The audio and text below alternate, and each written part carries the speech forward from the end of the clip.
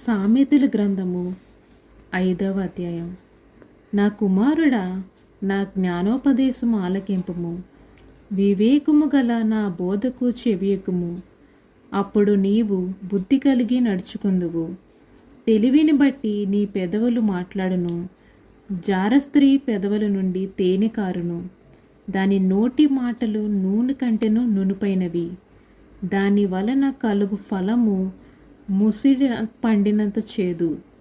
అది రెండంచులు గల కత్తి అంత పదునగలది.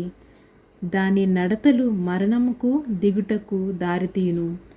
దాని అడుగులు పాతాళమునకు చక్కగా చేరును. అది జీవమార్గమున ఏమాత్రమును విచారింపదు. దానికి తెలియకుండానే దాని పాదములు ఇటు అటు తిరుగును. కుమారులారా, నా మాట ఆలకింపుడి.